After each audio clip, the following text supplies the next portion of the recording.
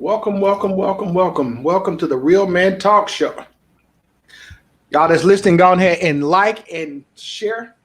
I got special guest Broderick Russell on. We're going to be talking about life with fatherhood, crypto, getting your mind together as well as marriage. So go on and tune in, tune in, tune in. Get ready, get ready.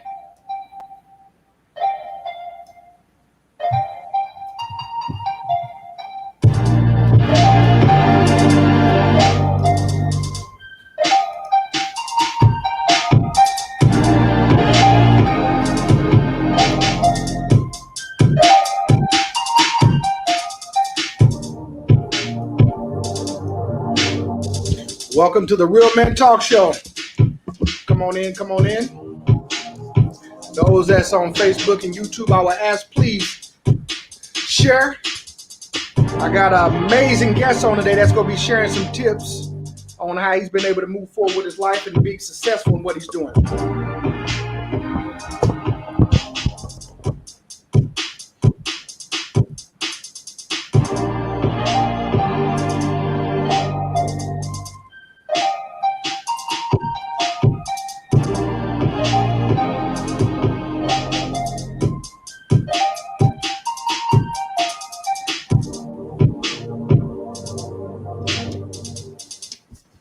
Welcome to the Real Man Talk Show. Come on in.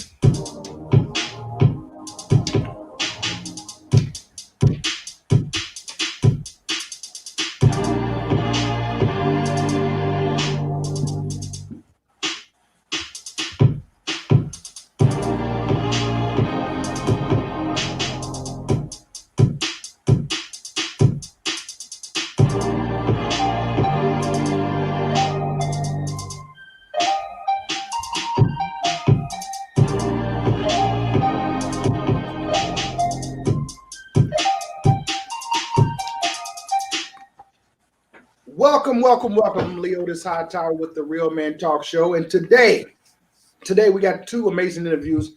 The first interview we're doing today is with Broderick Russell, who is a wellness coach with Herbalife, as well as a father, as well as a man of character. And him and I have known each other probably for about 8 years now.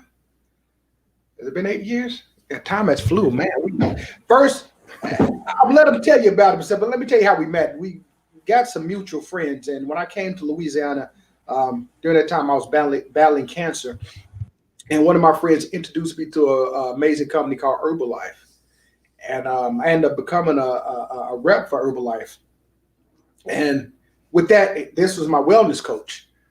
He was one of my wellness coaches, but he actually was over a lot of us, and we got two mutual friends. So my friend Andre Hogan actually introduced me to Broderick as well as Herbalife, and I became part of the organization. And we had weekly calls, and him and I have always stayed in contact.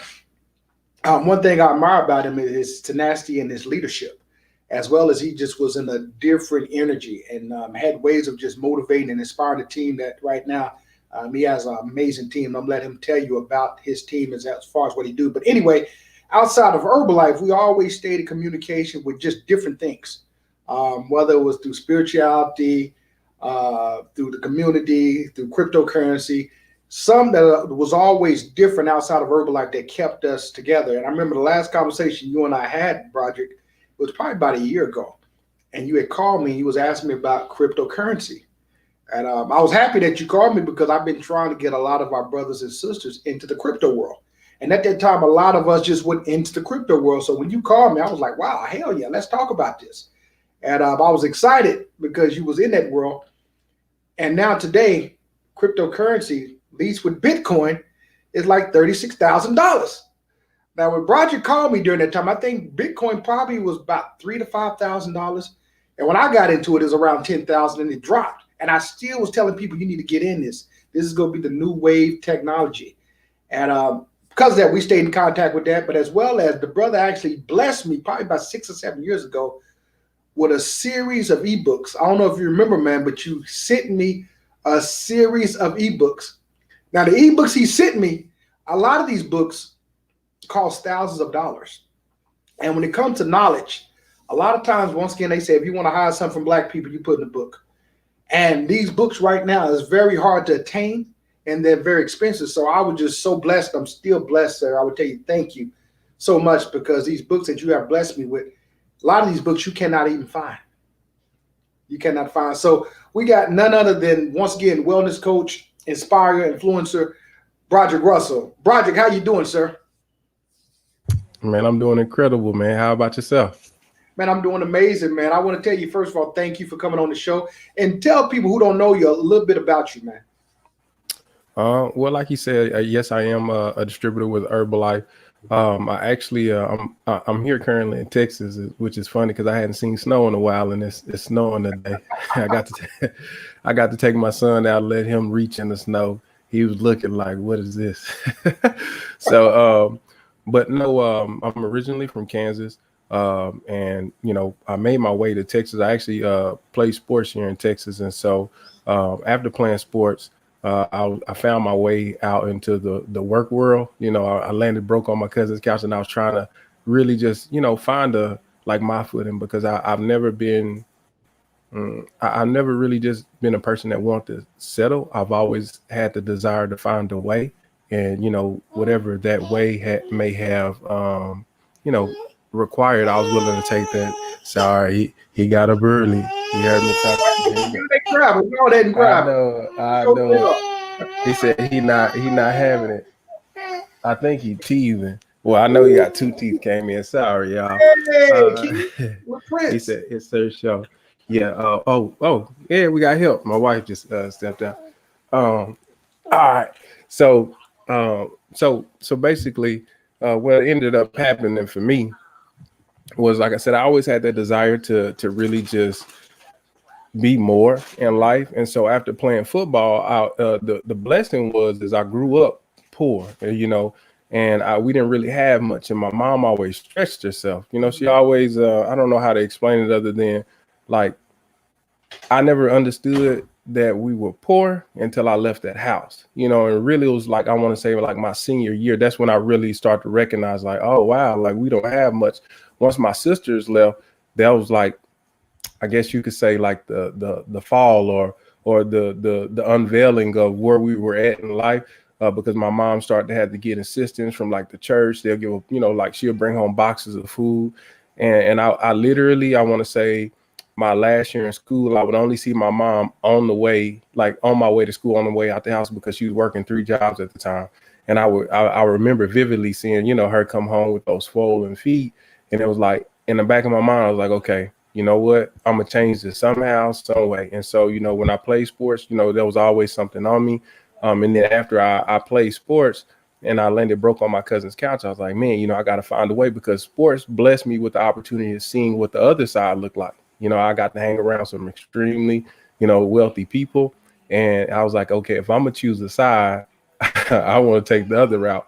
And it was just different. Everything just looked a little different. It wasn't that, these people were better. It was just what they got access to. And so that landed me, doing what I'm doing now, because I wanted to get into, the opportunity of being able to create for oneself, and equipping myself with tools and mindset that wouldn't land me in a space where I would have to get permission to earn, or get permission to grow, or like rely on somebody else's information. I always wanted to create avenues for knowledge for myself. I always wanted to create avenues for self-awareness for myself. And I always wanted to have avenues to be able to create income for myself. And so that's me. And that's how I got to, where I am today. And that's just a little bit into my thought process. So let me ask you, because you said two things that grasped my attention. You said blessed. You said being poor was a blessing. Mhm. Explain that concept to people that probably don't grasp what you understand when you say being poor was a blessing. How was it a blessing for you? For me, just from the standpoint that, not having everything, because I witnessed some kids that were poor, and never recognized they were poor until it was, it was like too late. And when I say poor, it wasn't monetary wise, like it was poor in mindset and philosophy, like, and so that was the blessing, to be able to recognize, like, okay, I can understand things that don't work, but I also know how, like, it strengthened me. Like, it also gave me like certain strengths that I feel like other people, when it comes down to like being focused and having to push myself, like because I've done with so little, I don't, in the midst of, the storm or the war or whatever I'm going through, I don't require much, like I don't have to have the perfect situation for it to go down. Interesting. And part of that story I've never heard from you, and like yourself, man, a lot of people probably don't know, but like you, I grew up poor, and I really didn't understand what poor was until I got older. And you said something else that caught my attention: sports. Like you, sports is what actually opened my eyes up to a lot of things and kept me away from out of the community and out of the hood, because it was nothing but violence and drugs. And I did whatever I could to stay away from there, to stay focused. But as you stated, it was a way to involve you. But at the same time, us coming up, you either have sports, a big time dope dealer, military, or get on to some big corporation that's maybe in your community. But a lot of people don't realize there's other avenues. And the way we was brought up, you don't see those other opportunities and avenues. And Herbalife was, I guess, another way, another opportunity for you that most people probably don't even get those opportunities unless you know about it. Explain that and how Herbalife has been successful for you, and what are you doing with the business right now in regards to Herbalife? For me, I mean, the business, and I just want to say this too, because like I said, how poor was a benefit. It was, I don't know how to put it other than like I was exposed to other things outside of sports. Because I got in trouble, I was blessed to be around men that like seen what was in me, and it wasn't that I was, I did my fair share of being, being troublesome, but I also were around men that seen that I wasn't, all bad. Like literally, my senior year when I graduated, like no lie, I want to say the last 3 days of my high school career, uh, I didn't go to class. And the reason I didn't go to class is because the teachers had an intervention with me. I didn't know that it was coming.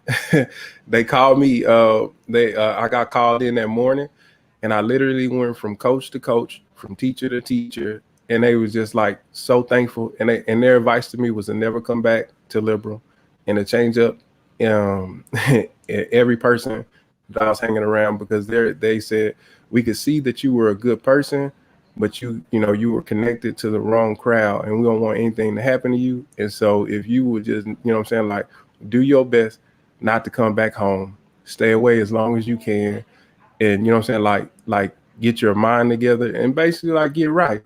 And then there was of course one of the teachers, he just flat out told me his name was Coach Spoon. We call him Coach Spoon. It was Witherspoon. He's just like, man, I'm not gonna lie to you. He said I wasn't scared of no kid in school. He was like, but it was 3 of y'all that I wasn't messing with. And he was like, you was one of them. And he's like, man, he said, I'm just happy that you're here, but don't come back. That was his advice. He was like, just don't come back. He was like, just don't come back. And it was crazy because it didn't realize it, like it never hit me until I got older, like again, like how blessed I was to be able to navigate through some of the things.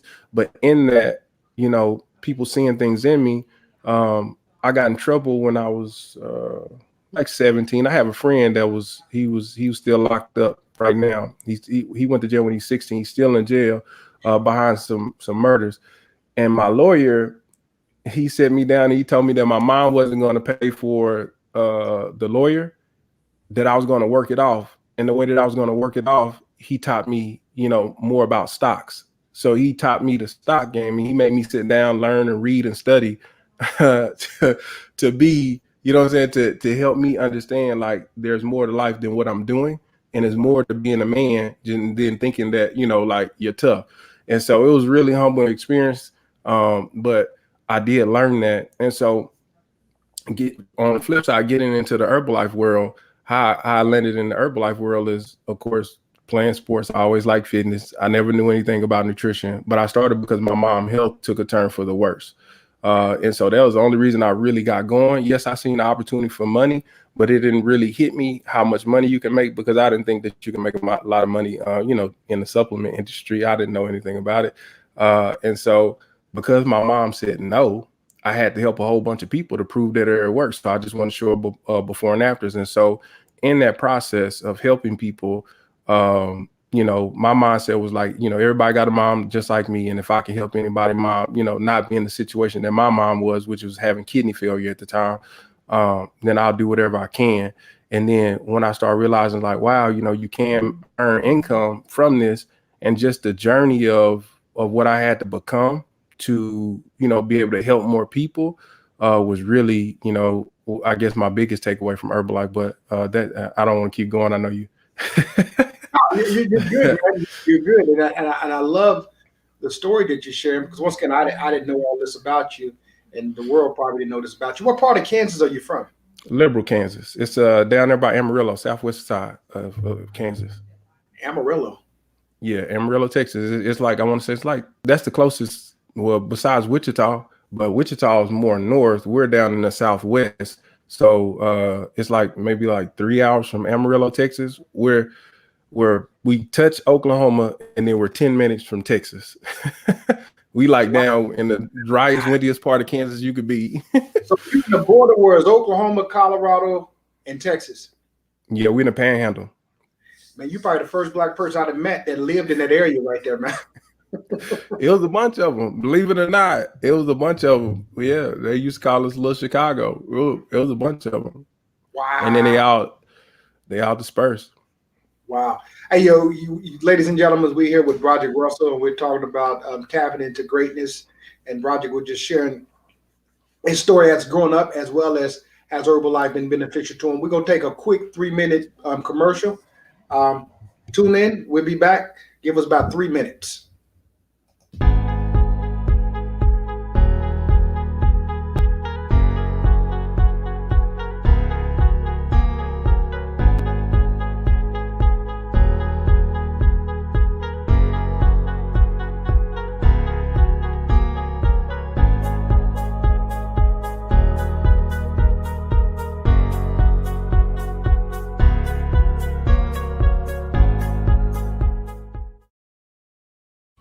Welcome to Houston's Notary, the fastest and most efficient mobile notary service.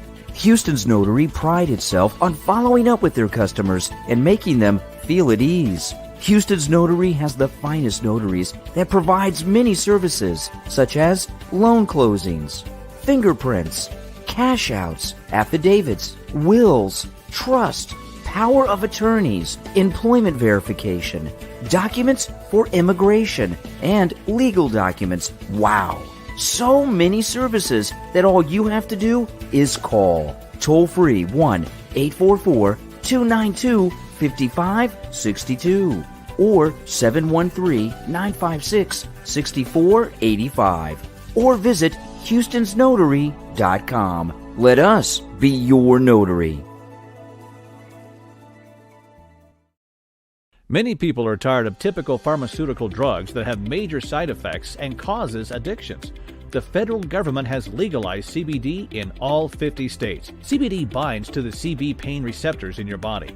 The Houston Health and Wellness Company offers many products that could help you immensely. The consumer favorite gummies are delicious edibles that you can take and attain immediate relief. The tincture is a CBD product in liquid form that you place under your tongue that also comes in a variety of flavors. For those aching joints and muscles, Houston CBD has a full-spectrum salve with various all-natural ingredients that will help provide relief. They even have CBD for dogs. Yes, CBD for dogs. Botana oil from Dr. Sebi's Usha Village. It's an all-natural oil from the Botana plant that has been known to help hair grow at a rapid rate. It can be used as a moisturizer for your skin. Best of all, it's all natural. They also have elderberry syrup for your immune system. Go to www.houstonscbd.com. That's Houston with an S, CBD.com.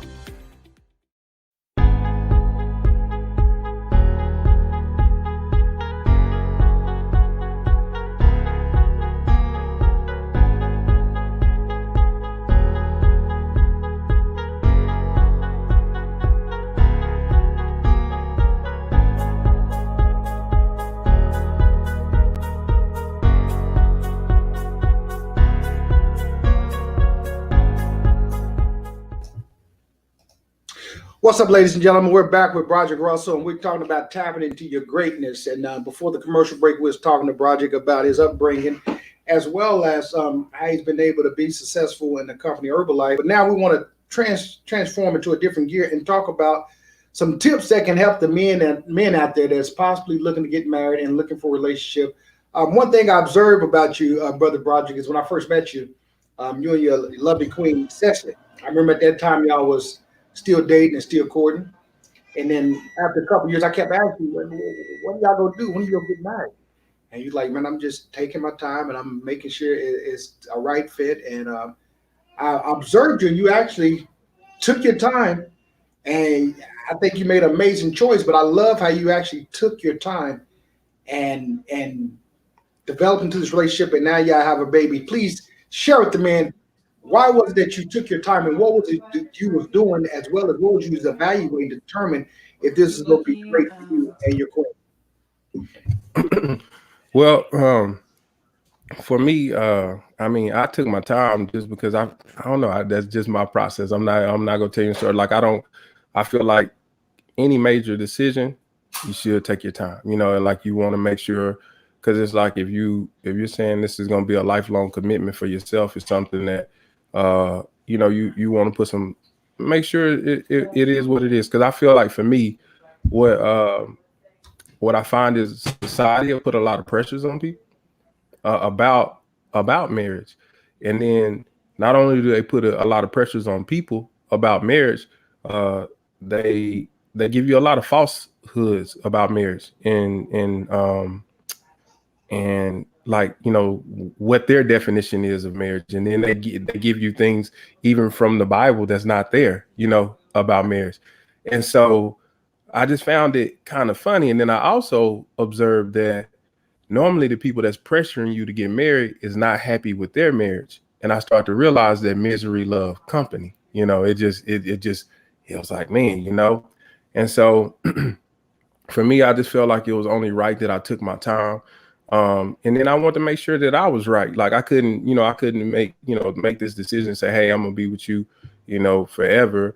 And then, you know, not be right with myself. And that was one of the biggest things for me. Like, before I even got in a relationship, I felt like I had to be in a certain place. Like I didn't even feel like I was ready for it. And so a lot of the weight was me, like getting me right. Like, you know, making sure that I was going to be stable, like that I could take care of, you know, not just her if needed, but a family, you know, be able to hold down like a lot of different things. And so I wanted to make sure that I was mentally prepared for that. And then financially prepared for that as well. And then me, honestly, like I wasn't really like big on marriage, to be honest. I'm just gonna be honest. Like I see marriage as just like, man, you know, when I do my homework on marriage, it was like, this is just a contract, you know, for us, you know, to pay to get together. And if we ever decide to break up, you know, so, you know, we got to pay to split apart. And then, you know, it's just so much stuff that goes behind that.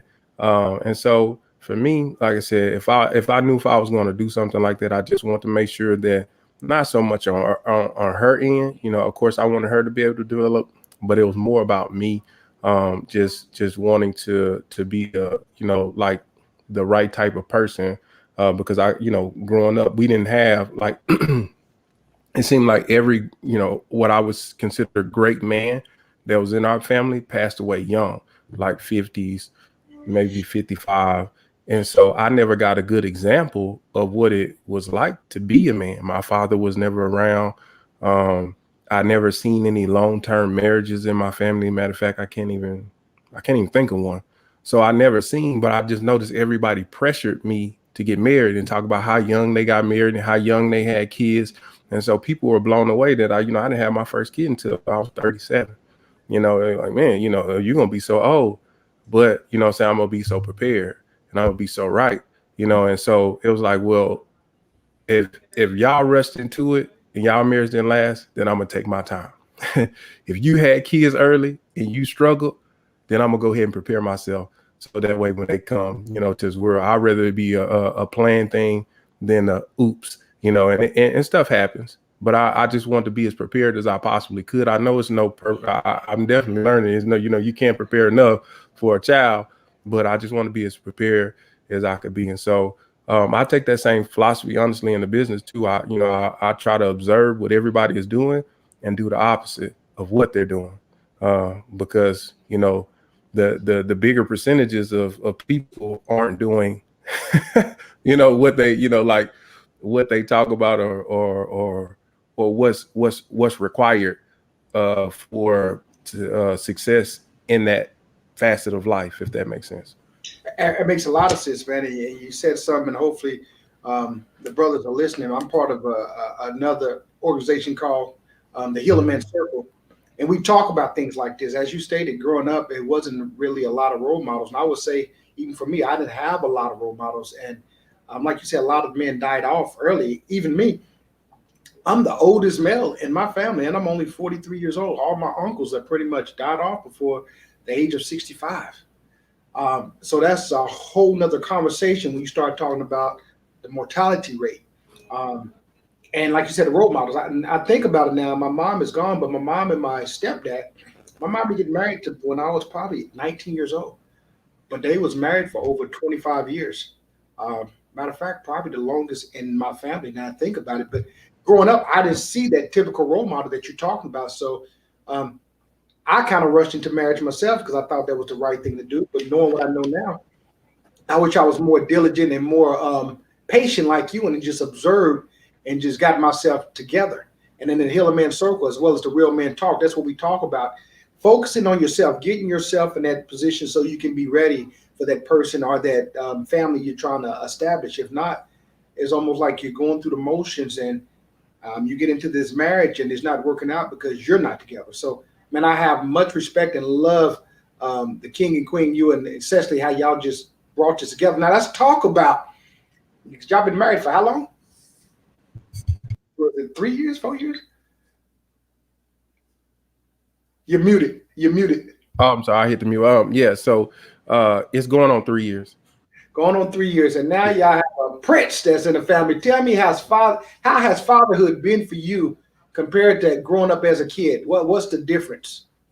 I would just say I realize how important it is to have a man in the house, and have a man around, that father presence, like just being here and seeing, like the flip side of, it's like, oh, okay, so it's really like a landslide. Like it's like you really being brought up with a woman, you getting all women mannerisms, like what I'm saying, like you getting everything from a woman. So to be able to get it from a man's perspective, early on, that programming is great too. And then honestly, I mean, the biggest part about it, like I never thought that I find so much joy, ever is the craziest thing, man. Literally, I want to say, what was that? Probably about 3 months ago, my truck was stolen, and people were like, I was at a Best Buy, like, hey, watch out now, if you got a truck out here, they pros. Like they literally stole my truck in about a minute and a half without breaking the windows. They got a little something. I tell you all the time, they got little stuff where Chevys and Fords got glitches in them, but right. Nevertheless, my truck got stolen. And I go back in the Best Buy and I'm like, hey, do y'all tow here? Because I did double park. I was all over the lanes. They're like, nah, but somebody's truck got stolen the other day. So they pull up the video. Long story short, I get to witness my truck pull off. And the security guy, he was looking at me like, man, it was a young guy. He was like, you're not upset? I was like, nah. He's like, for real? I was like, nah. He said, you're not mad? I was like, nah. He's like, man, he's like, you like the coolest person I ever met. Like he said, why you said that? He said, man, because one, I would be pissed off. And then he was like, two, normally people will be flipping out. I said, I know. I said, that's because most people put value over stuff, more value over stuff than they do life. And I was like, did you get hurt? I said, I would have hate for you to seen that on camera, try to run out there and stop it. Then, what I'm saying? A shootout or something happen. You have to shoot somebody or you get shot. Or, what I'm saying? I walk out there, try to stop them. What I'm saying? I get hit by a car, get shot, or, what I'm saying? Like vice versa. And it's like people put more value over life. And so I brought that up because the only thing that I was upset about that was in the truck is I had a GoPro. I bought a little GoPro to videotape all my son. And if it was the only thing that I could get back, that's the only thing that, you know what I'm saying, I would want. I had like no like no business. Like I had like over $12,000 of stuff in that car. I had just come from the gun range, so I had like 6 guns in the car. One of them I had never shot. I had just left my store, so I went from my store to the gun range. So I had a money bag with about 3,500 in the bag, all cash. Man, I had a laptop I hadn't had for a while. It was one of, you know, it was like a $1,500-$1,600 laptop. So, but the only thing I was worried about, it wasn't even the GoPro itself. It was just the memory card in the GoPro. And so luckily, everything backed up to the cloud. And that's when it just made me realize even more. It's like, man, you know, like it's crazy. You know, it's like the only thing I could think about was not even that my son got hurt. It was just, I just would hate to lose those memories. And so, man, fatherhood is just really, man, it's just different, man. I can say it's grown my patience. It's just grown me, you know, a lot. It's just as a person, I feel like I've learned to even love better, you know, just having a son. And that's amazing because you have a lot of patience and perseverance. Because I probably would have been flipping out with, like you said, $3,500 to $12,000 worth of. I didn't know you was in guns, so that's a whole other conversation we got to have. Guns, as well as like you said, the memory. So man, and that says a whole lot, man. And hate to hear that. Sorry to hear that. Hope you was able to recoup some of that stuff, man. But the good thing about it, like you said, nobody got hurt, man. So that's Yeah. good thing, man. Let's talk about one more thing. We got to get you back on the show, man, because I see there's a lot that you and I got to talk about. Let's talk about tapping into greatness, man. What has been the tools that's been able to help you to stay grounded and stay focused, as well as to achieve all these milestones and goals that you set forth?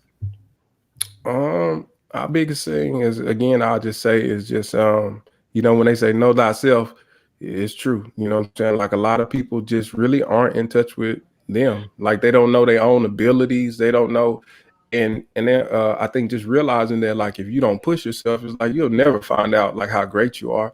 It's like how do you know, how far, you know, you can go. It's like people, I put it like this: people will stretch a gas tank farther than they'll stretch themselves. They'll see how far they can go on E in a car, you know, to find out what the car is capable of, you know, but they won't do that with themselves. They'll find out, you know, they'll get a speeding ticket, you know, $300-$400 speeding ticket to see how fast their car can go, but they won't see how, you know, how far they can go. They won't test themselves, you know, their own personal capacity. And I feel like if people, you know, take that on, just finding out their own personal capacity, it takes on a whole different level. And so, you know, reading was probably one of my biggest tools, you know, reading, because you know, without the reading, I wasn't able to understand what was given to me. And I just want to give a shout out to you, Leotis, too, because I've sent that file to a lot of people. When people say, yeah, you know, I'm into, you know, certain things, I'd be like, all right, well, cool, we're here. You know, here's a gift, you know, and I send it to them and I follow up with them. You know, hey, how you loving it? Oh, man, I ain't got to it yet. You know, I got XYZ. And I just find it, you know, funny that people, you know, for me, I don't want to say people, I just say for me, I find it, you know, that if I don't invest in myself, then, you know, it's like, man, you know, like I can invest in so many things, but not myself, you know. And that's, again, to me, that goes back to that truck. You know, it's like people find more value in things than they do themselves or other people, you know. Like, it's not, you know, people forget to realize it's like you can't get lives back, but, you know, you can get things back. And so, like, just that self-awareness, that self-study, that self-love. So reading, and then connecting with people, you know, really getting around people that's going to stretch you and stretch your mindset, you know, getting around people that's going to push you and allowing it to happen, you know, allowing yourself to be stretched, be pulled, you know, figuring out how you can get around people that, you know, that you would trade lives with, not just, you know, and not just monetary, because a lot of people just focus in on the money, but like really learning how to have that whole life success, and figuring out how you can just create more. Because again, people sit back and you know, what did it for me is I read a book from Russell Simmons on meditating. It was on meditating. And And it was like when I was first getting into meditating, it was probably like 6 years ago. And I started just like me, I'm like one of those people, like once I start something, like I just kind of go all in, it's just like I just want to find out as much as I possibly can. But long story short, he did an interview and he was saying how he offered people, opportunities to go in business with him. And they always talk about how they too busy, and how they got a job. And he was like, man, do you realize I got like 6 jobs? I got Def Jam, I got the radio station, I got the Rush Card, I got the TV show. And that's when it dawned on me. It's like, if this man can handle all this, how come I can't? And it's like, I gotta increase my capacity. I gotta stop setting these limitations on myself and saying what I can't do. Because if this man can have a whole family, and just do so much in life, it's like, why can't I? It's like, if this man, he don't just work for somebody. he worked for people, work for himself, then work for people. Like, and people don't get that. It's like, he don't work, like he worked for people, but he also worked for people.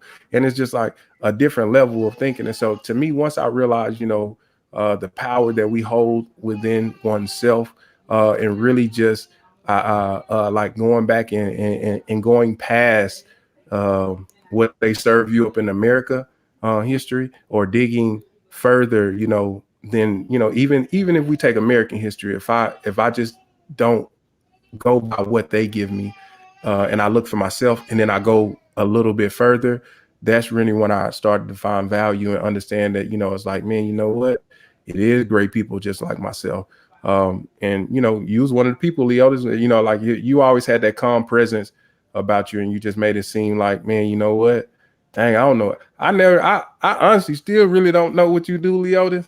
But I just know, what I'm saying? Like, you just got a piece about you that I was like, man, and then it's like you always exploring. And so that's why, I stay connected. That's why I have no problem, picking up the phone, hitting you up, because you're a person that I know that, it's like, you don't have just a way. You're exploring all possibilities, and you're not shut off to anything. There's no closed doors. You're willing to open up all the doors, explore. And it's like, man, if we gonna be here, if we gonna exist, I want it all. I don't want just all the food. I want all the life. I want all the experiences. So that's me, and that would be, my tips on, how I've been able to have success in, in my life. But I hope that helps. Hey, thank you, brother, man. Thank you for actually coming on the Real Men Talk Show. And I want to actually invite you back on, because we didn't even scratch the surface of everything that we want to talk about. And those tad bits that you gave was more than enough, man. As you stated, reading, knowing yourself. And you said one thing that stand out is investing in yourself. I can't stress that enough. Invest in yourself. The more I invest in myself, the more I learn more about myself, the better I become. I'm still searching for a lot of things. And meditating. I just started meditating, and I was meditating last night. And a lot of things I've been searching for came to me last night. So I want to thank you, man, for constantly being plugged in and staying connected with me. And, man, I wish you nothing but the best. And send the queen my love, send the prince my love. But if people want to reach you, how can they go about reaching you if they want to get involved with Herbalife? How can they reach you?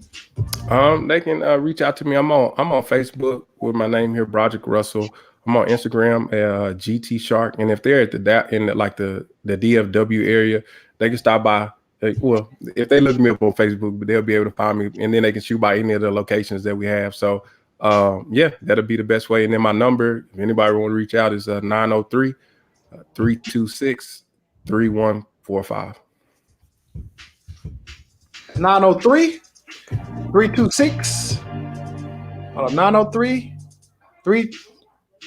903-326-3145. Yes, sir. We got it. Hey, brother, thank you very much for tuning to the Real Man Talk. To those that's tuning in, hey, be back, because we got another show coming up. And if you're looking to advertise, you want me to talk about your business or promote your business, reach out to me at therealmantalk@gmail.com, and let's get your products and service on there. Till then, hey, we all out. Have a good evening. Thank you, brother, very much, brother. Thank y'all. Peace.